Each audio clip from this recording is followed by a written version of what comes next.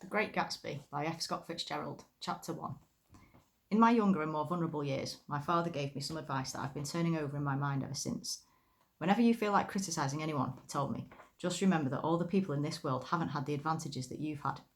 He didn't say any more, but we've always been unusually communicative in a reserved way, and I understood that he meant a great deal more than that.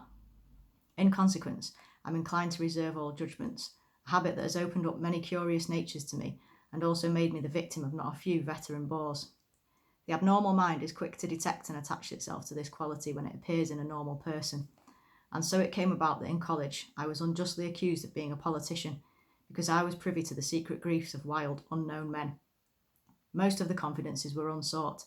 Frequently I have feigned sleep, preoccupation, or a hostile levity when I realised by some unmistakable sign that an intimate revelation was quivering on the horizon. For the intimate revelations of young men, or at least the terms in which they express them, are usually plagiaristic and marred by obvious suppressions. Reserving judgments is a matter of infinite hope. I am still a little afraid of missing something if I forget that, as my father snobbishly suggested, and I snobbishly repeat, a sense of the fundamental decencies is parcelled out unequally at birth. And, after boasting this way of my tolerance, I come to the admission that it has a limit. Conduct may be founded on the hard rock or the wet marshes, but after a certain point I don't care what it's founded on. When I came back from the East last autumn, I felt that I wanted the world to be in uniform and at a sort of moral attention forever. I wanted no more riotous excursions with privileged glimpses into the human heart. Only Gatsby, the man who gives his name to this book, was exempt from my reaction. Gatsby, who represented everything for which I have an unaffected scorn. If personality is an unbroken series of successful gestures, then there was something gorgeous about him, some heightened sensitivity to the promises of life, as if he were related to one of those intricate machines that register earthquakes 10,000 miles away. This responsiveness had nothing to do with that flabby impressionability which is dignified under the name of the creative temperament. It was an extraordinary gift for hope, a romantic readiness such as I have never found in any other person, and which is not likely I shall ever find again. No, Gatsby turned out all right at the end. It was what preyed on Gatsby, what foul dust floated in the wake of his dreams that temporarily closed out my interest in the abortive sorrows and short-winded elations of men. My family have been prominent, well-to-do people in the Middle Western city for 3 generations. The Carraways are something of a clan, and we have a tradition that we're descended from the Dukes of Buccleuch. But the actual founder of my line was my grandfather's brother, who came here in 51, sent a substitute to the Civil War, and started the wholesale warehouse business that my father carries on today. I never saw this great uncle, but I'm supposed to look like him, with special reference to the rather hard-boiled painting that hangs in my father's office. I graduated from New Haven in 1915, just a quarter of a century after my father, and a little later I participated in that delayed Teutonic migration known as the Great War. I enjoyed the counter-raid so thoroughly that I came back restless. Instead of being the warm centre of the world, the Middle West now seemed like the ragged edge of the universe. So I decided to go east and learn the bond business. Everybody I knew was in the bond business, so I supposed it could support one more single man. All my aunts and uncles talked it over as if they were choosing a prep school for me, and finally they said, "Why, yes," with very grave, hesitant faces. Father agreed to finance me for a year, and after various delays I came east, permanently, I thought, in the spring of 22. The practical thing was to find rooms in the city, but it was a warm season, and I'd just left a country of wide lawns and friendly trees, so when a young man at the office suggested that we take a house together in a commuting town, it sounded like a great idea. He founded the house, a weather-beaten cardboard bungalow, at £80 a month, but at the last minute the firm ordered him to Washington, and I went out to the country alone. I had a dog. At least I had him for a few days until he ran away, and an old Dodge and a Finnish woman who made my bed and cooked breakfast and muttered Finnish wisdom to herself over the electric stove. It was lonely for a day or so, until one morning some man, more recently arrived than I, stopped me on the road. "How do you get to West Egg Village?" he asked helplessly. I told him, and as I walked on, I was lonely no longer. I was a guide, a pathfinder, an original settler. He had casually conferred on me the freedom of the neighbourhood. And so with the sunshine and the great bursts of leaves growing on the trees, just as things grow in fast movies, I had that familiar conviction that life was beginning over again with the summer. There was so much to read for one thing, and so much fine health to be pulled down out of the young breath-giving air. I bought a dozen volumes on banking and credit and investment securities, and they stood on my shelf in red and gold like new money from the mint, and promising to unfold the shining secrets that only Midas and Morgan and Maecenas knew. And I had the high intention of reading many other books besides. I was rather literary in college. One year I wrote a series of very solemn and obvious editorials for the Yale News, and now I was going to bring back all those things, and now I was going to bring back all such things into my life and become again that most limited of all specialists, the well-rounded man. This isn't just an epigram. Life is much more successfully looked at from a single window, after all. It was a matter of chance that I should have rented a house in one of the strangest communities in North America. It was on that slender, riotous island which extends itself due east of New York, and where there are, among other natural curiosities, two unusual formations of land. 20 miles from the city, a pair of enormous eggs, identical in contour and separated only by a courtesy bay, jut out into the most domesticated body of saltwater in the Western Hemisphere, the great wet barnyard of Long Island South. They are not perfect ovals, like the egg in the Columbus story. They are both crushed flat at the contact end, but their physical resemblance must be a source of perpetual wonder to the gulls that fly overhead. To the wingless, a more interesting phenomenon is their dissimilarity in every particular except shape and size. I lived at West Egg, the less fashionable of the two, though this is a most superficial tag to express the bizarre and not a little sinister contrast between them. My house was at the very tip of the egg, only 50 yards from the Sound, and squeezed between two huge places that rented for 12 or 15,000 a season. The one on my right was a colossal affair by any standard. It was a factual imitation of some Hotel de Ville in Normandy, with a tower on one side, spanking new under a thin beard of raw ivy, and a marble swimming pool, and more than 40 acres of lawn and garden. It was Gatsby's mansion, or rather, as I didn't know Mr. Gatsby, it was a mansion inhabited by a gentleman of that name. My own house was an eyesore, but it was a small eyesore, and it had been overlooked, so I had a view of the water, a partial view of my neighbour's lawn, and the consoling proximity of millionaires, all for $80 a month. Across the courtesy bay, the white palaces of fashionable East Egg glittered along the water, and the history of the summer really begins on the evening I drove over there to have dinner with the Tom Buchanans. Daisy was my second cousin once removed, and I'd known Tom in college, and just after the war I spent 2 days with them in Chicago. Her husband, among various physical accomplishments, had been one of the most powerful ends that ever played football at New Haven, a national figure in a way, one of those men who reached such an acute limited excellence at 21 that everything afterward savours of anticlimax. His family were enormously wealthy. Even in college his freedom with money was a matter for reproach, but now he'd left Chicago and come east in a fashion that rather took your breath away. For instance, he'd brought down a string of polo ponies from Lake Forest. It was hard to realise that a man in my own generation was wealthy enough to do that. Why they came east, I don't know. They had spent a year in France for no particular reason, and then drifted here and there unrestfully wherever people played polo and were rich together. This was a permanent move, said Daisy over the telephone, but I didn't believe it. I had no sight into Daisy's heart, but I felt that Tom would drift on forever, seeking, a little wistfully, for the dramatic turbulence of some irrevocable football game. And so it happened that on a warm, windy evening, I drove over to East Egg to see two old friends whom I scarcely knew at all. Their house was even more elaborate than I expected, a cheerful red and white Georgian colonial mansion overlooking the bay. The lawn started at the beach and ran toward the front door for a quarter of a mile, jumping over sundials and brick walls and burning gardens. Finally, when it reached the house, drifting up the side in bright vines, as though from the momentum of its run. The front was broken by a line of French windows, glowing now with reflected gold and wide open to the warm, windy afternoon, and Tom Buchanan in riding clothes was standing with his legs apart on the front porch. He had changed since his New Haven years. Now he was a sturdy, straw-haired man of 30, with a rather hard mouth and a supercilious manner. Two shining, arrogant eyes had established dominance over his face and gave him the appearance of always leaning aggressively forward. Not even the effeminate swank of his riding clothes could hide the enormous power of that body. He seemed to fill those glistening boots until he strained the top lacing, and you could see a great pack of muscle shifting when his shoulder moved under his thin coat. It was a body capable of enormous leverage, a cruel body. His speaking voice, a gruff, husky tenor, added to the impression of fractiousness he conveyed. There was a touch of paternal contempt in it, even toward people he liked, and there were men at New Haven who had hated his guts. Now, Don't think my opinion on these matters is final, he seemed to say, just because I'm stronger and more of a man than you are. We were in the same senior society, and while we were never intimate, I always had the impression that he approved of me and wanted me to like him with some harsh, defiant wistfulness of his own. We talked for a few minutes on the sunny porch.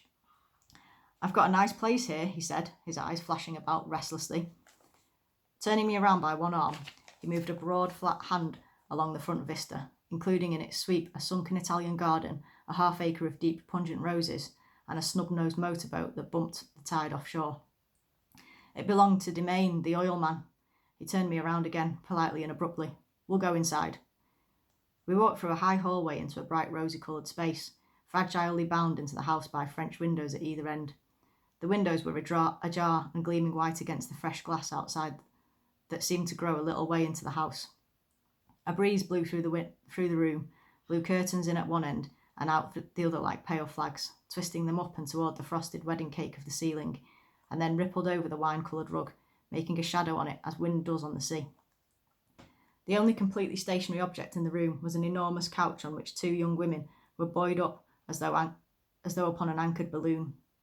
They were both in white, and their dresses were rippling and fluttering as if they had just been blown back in after a short flight around the house. I must have stood for a few moments listening to the whip and snap of the curtains and the groan of a picture on the wall. Then there was a boom as Tom Buchanan shut the rear windows, and the caught wind died out about the room, and the curtains and the rugs and the two young women ballooned slowly to the floor. The younger of the two was a stranger to me. She was extended full length at her end of the divan, completely motionless, and with her chin raised a little, as if she were balancing something on it, which was quite likely to fall. If she saw me out of the corner of her eye, she gave no hint of it. Indeed, I was almost surprised into murmuring an apology for having disturbed her by coming in. The other girl, Daisy, made an attempt to rise. She leaned slightly forward with a conscientious expression, and then she laughed, an absurd, charming little laugh, and I laughed too and came forward into the room. I'm paralysed with happiness. She laughed again, as if she said something very witty, and held my hand for a moment, looking up into my face, promising that there was no one in the world she so much wanted to see. That was a way she had. She hinted in a murmur that the surname of the balancing girl was Baker. I've heard it said that Daisy's murmur was only to make people lean toward her, an irrelevant criticism that made it no less charming. At any rate, Miss Baker's lips fluttered. She nodded at me almost imperceptibly, and then quickly tipped her head back again. The object she was balancing had obviously tottered a little and given her something of a fright. Again, a sort of apology arose to my lips. Almost any exhibition of complete self-sufficiency draws a stunned tribute from me. I looked back at my cousin, who began to ask me questions in her low, thrilling voice. It was the kind of voice that the ear follows up and down, as if each speech is an arrangement of notes that will never be played again. Her face was sad and lovely with bright things in it, bright eyes and a bright, passionate mouth, but there was an excitement in her voice that men who had cared for her found difficult to forget, a singing compulsion, a whispered listen, a promise that she had done gay, exciting things just a while since, and that there were gay, exciting things hovering in the next hour. I told her how I stopped off in Chicago for a day on my way east, and how a dozen people had sent their love through me. Do they miss me? She cried ecstatically. The whole town is desolate. All the cars have the left rear wheel painted black as a mourning wreath, and there's a persistent wail all night along the North Shore. How gorgeous. Let's go back, Tom. Tomorrow. Then she added irrelevantly, you ought to see the baby. I'd like to. She's asleep. She's 3 years old. Haven't you ever seen her? Never. Well, you ought to see her. She's... Tom Buchanan, who'd been hovering restlessly about the room, stopped and rested his hand on my shoulder. What are you doing, Nick? I'm a bondman. Who with? I told him. Never heard of them, he remarked decisively. This annoyed me. You will, I answered shortly. You will if you stay in the East. Oh, I'll stay in the East, don't you worry, he said, glancing at Daisy and then back at me, as if he were alert for something more. I'd be a goddamn fool to live anywhere else. At this point, Miss Baker said, absolutely, with such suddenness that I started. It was the first word she had uttered since I came into the room. Evidently it surprised her as much as it did me, for she yawned, and with a series of rapid, deft movements, stood up into the room. I'm stiff, she complained. I've been lying on that sofa for as long as I can remember. Don't look at me, Daisy retorted. I've been trying to get you to New York all afternoon. No thanks, said Miss Baker to the 4 cocktails just in from the pantry. I'm absolutely in training. Her host looked at her incredulously. You are? He took down his drink as if it were a drop in the bottom of a glass. How you ever get anything done is beyond me. I looked at Miss Baker, wondering what it was that she got done. I enjoyed looking at her. She was a slender, small-breasted girl with an erect carriage, which she accentuated by throwing her body backward at the shoulders like a young cadet. Her grey, sun-strained eyes looked back at me with polite, reciprocal curiosity out of a wan, charming, disconnected face. It occurred to me now that I had seen her, or a picture of her, somewhere before. You live in West Egg, she remarked contemptuously. I know somebody there. I don't know a single. You must know Gatsby. Gatsby? Demanded Daisy. What Gatsby? Before I could reply that he was my neighbour, dinner was announced. Wedging his tense arm imperatively under mine, Tom Buchanan compelled me from the room as though he were moving a checker to another square. Slenderly, languidly, their hands set lightly on their hips, the two young women preceded us out onto a rosy-coloured porch, open toward the sunset, where 4 candles flickered on the table in the diminished wind. Why candles? Objected Daisy, frowning. She snapped them out with her fingers. In 2 weeks it'll be the longest day in the year. She looked at us all radiantly. Do you always watch for the longest day of the year and then miss it? I always watch for the longest day in the year and then miss it. We ought to plan something, yawned Miss Baker, sitting down at the table as if she were getting into bed. All right, said Daisy. What will we plan? She turned to me helplessly. What do people plan?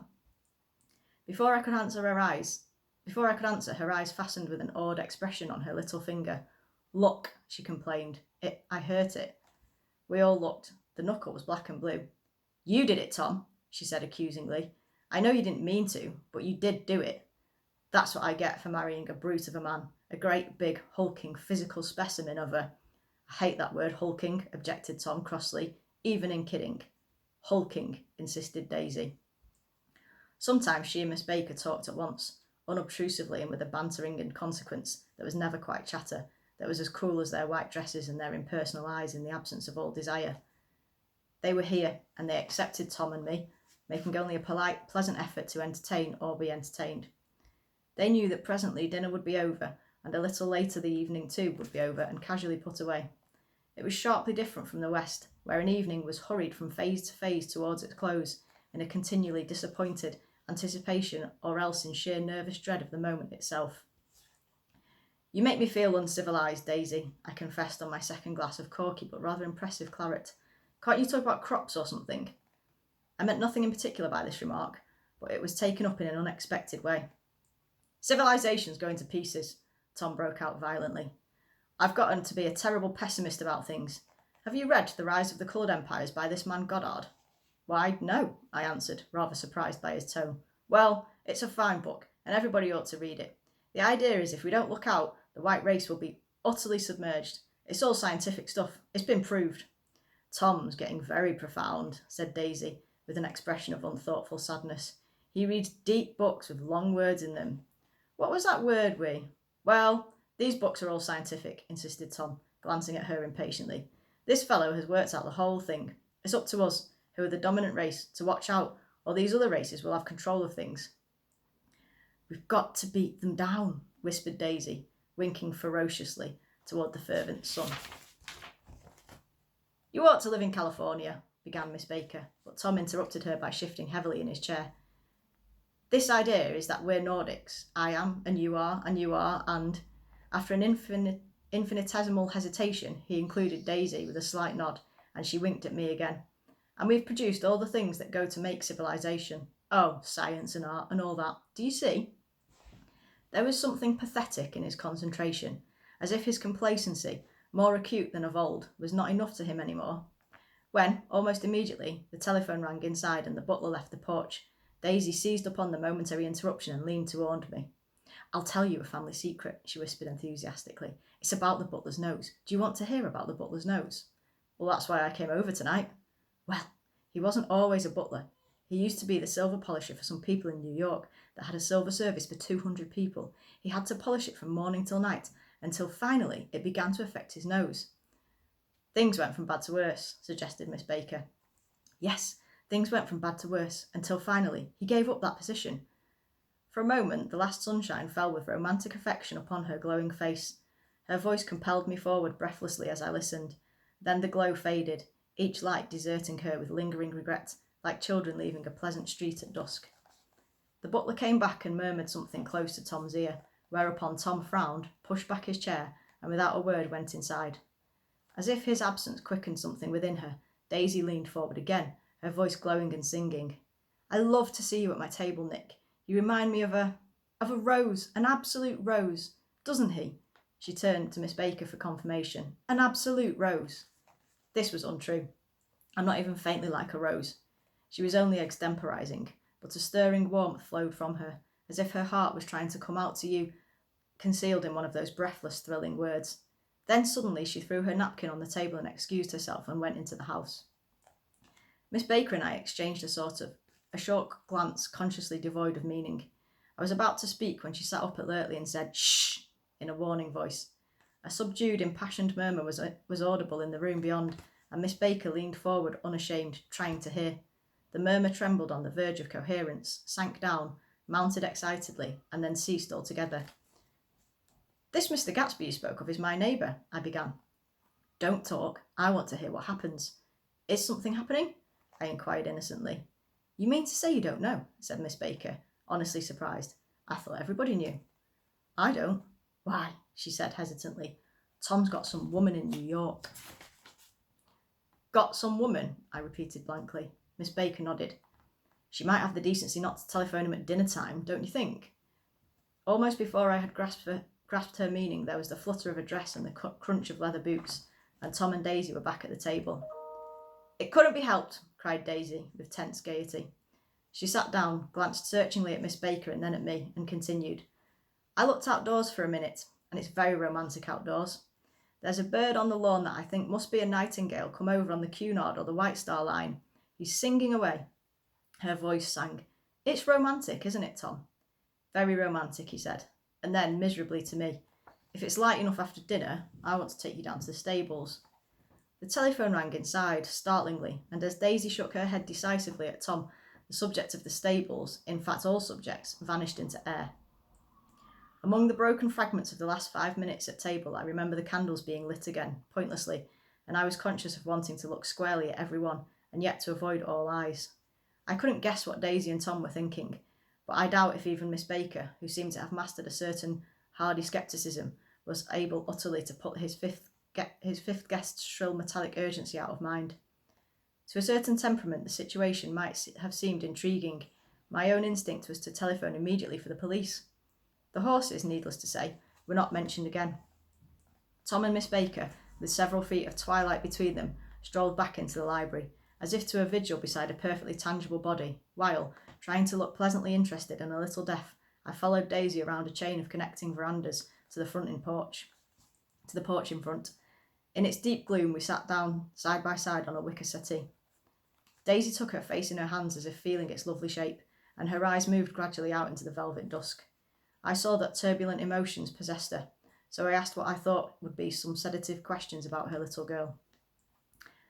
"We don't know each other very well, Nick," she said suddenly, "even if we are cousins. You didn't come to my wedding." "I wasn't back from the war." "Well, that's true." She hesitated. "Well, I've had a very bad time, Nick, and I'm pretty cynical about everything." Evidently, she had reason to be. I waited, but she didn't say any more, and after a moment I returned rather feebly to the subject of her daughter. "I suppose she talks and eats and everything?" "Oh, yes." She looked at me absently. "Listen, Nick, let me tell you what I said when she was born. Would you like to hear?" "Very much." "It'll show you how I've gotten to feel about things.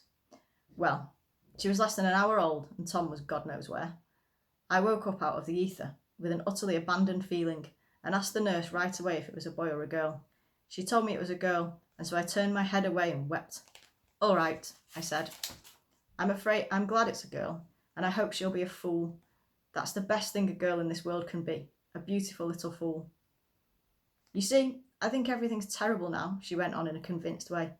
"Everybody thinks so, the most advanced people, and I know. I've been everywhere and seen everything and done everything." Her eyes flashed around her in a defiant way, rather like Tom's, and she laughed with thrilling scorn. "Sophisticated! God, I'm so sophisticated." The instant her voice broke off, ceasing to compel my attention, my belief, I felt the basic insincerity of what she had said. It made me uneasy, as though the whole evening had been a trick of some sort to exact a contributory emotion from me. I waited, and sure enough, in a moment she looked at me with an absolute smirk on her lovely face, as if she had asserted her membership in a rather distinguished secret society to which she and Tom belonged. Inside, the crimson room bloomed with light. Tom and Miss Baker sat at either end of the long couch, and she read aloud to him from the Saturday Evening Post, the words, murmurous and uninflected, running together in a soothing tone. The lamplight, bright on his boots and dull on the autumn leaf yellow of her hair, glinted along the paper as she turned a page with a flutter of slender muscles in her arms. When we came in, she held us silent for a moment with a lifted hand. "To be continued," she said, tossing the magazine on the table, "in our very next issue." Her body asserted itself with a restless movement of her knee, and she stood up. 10 o'clock, she remarked, apparently finding the time on the ceiling. Time for this good girl to go to bed. "Jordan's going to play in the tournament tomorrow," explained Daisy, "over at Westchester." "Oh, you're Jordan Baker." I knew now why her face was familiar. Its pleasing, contemptuous expression had looked out at me from many rotogravure pictures of the sporting life at Asheville and Hot Springs and Palm Beach. I had heard some story of her too, a critical, unpleasant story, but what it was I had forgotten long ago. "Good night," she said softly. "Wake me at 8, won't you? If you'll get up." "I will. Good night, Mr. Carraway. See you anon." "Of course you will," confirmed Daisy. "In fact, I think I'll arrange a marriage. Come over often, Nick, and I'll sort of, fling you together. You know, lock you up accidentally in linen closets and push you out to sea in a boat, and all that sort of thing." "Good night," called Miss Baker from the stairs. "I haven't heard a word." "She's a nice girl," said Tom after a moment. "They oughtn't to let her run around the country this way." "Who oughtn't to?" inquired Daisy coldly. "Her family. Her family is one aunt about 1,000 years old. Besides, Nick's going to look after her, aren't you, Nick? She's going to spend lots of weekends out here this summer. I think the home influence will be very good for her." Daisy and Tom looked at each other for a moment in silence. "Is she from New York?" I asked quickly. "From Louisville. Our white girlhood was passed together there. Our beautiful white—" "Did you give Nick a little heart-to-heart talk on the veranda?" demanded Tom suddenly. "Did I?" She looked at me. "I can't seem to remember. But I think we talked about the Nordic race. Yes, I'm sure we did. It sort of crept up on us, and first thing you know—" "Don't believe everything you hear, Nick," he advised me. I said lightly that I'd heard nothing at all, and a few minutes later I got up to go home. They came to the door with me and stood side by side in a cheerful square of light. As I started my motor, Daisy peremptorily called, "Wait! I forgot to ask you something, and it's important. We heard you were engaged to a girl out west." "That's right," corroborated Tom kindly. "We heard that you were engaged." "It's a libel. I'm too poor." "But we heard it," insisted Daisy, surprising me by opening up again in a flower-like way. "We heard it from 3 people, so it must be true." Of course, I knew what they were referring to, but I wasn't even vaguely engaged. The fact that gossip had published the banns was one of the reasons I'd come east. You can't stop going with an old friend on account of rumours, and on the other hand, I had no intention of being rumoured into marriage. Their interest rather touched me, and made them less remotely rich. Nevertheless, I was confused and a little disgusted as I drove away. It seemed to me that the thing for Daisy to do was rush out of the house, child in arms, but apparently there were no such intentions in her head. As for Tom, the fact that he had some woman in New York was really less surprising than that he'd been depressed by a book. Something was making him nibble at the edge of the stale ideas, as if his sturdy physical egotism no longer nourished his peremptory heart. Already it was deep summer on roadhouse roofs and in front of wayside garages, where new red petrol pumps sat out in pools of light, and when I reached my estate at West Egg, I ran the car under its shed and sat for a while on an abandoned grass roller in the yard. The wind had blown off, leaving a loud, bright night, with wings beating in the trees and a persistent organ sound, as the full bellows of the earth blew the frogs full of life. The silhouette of a moving cat wavered across the moonlight, and, turning my head to watch it, I saw that I was not alone. 50 feet away, a figure had emerged from the shadow of my neighbour's mansion, and was standing with his hands in his pockets regarding the silver pepper of the stars. Something in his leisurely movements and the secure position of his feet upon the lawn suggested that it was Mr. Gatsby himself, come out to determine what share it was his of our local heavens. I decided to call on him. Miss Baker had mentioned him at dinner, and that would do for an introduction. But I didn't call to him, for he gave a sudden intimation that he was content to be alone. He stretched out his arms towards the dark water in a curious way, and, as far as I was from him, I could have sworn he was trembling. Involuntarily, I glanced seaward, and distinguished nothing except a single green light, minute and far away, that might have been the end of the dock. When I looked once more for Gatsby, he had vanished, and I was alone again in the unquiet darkness.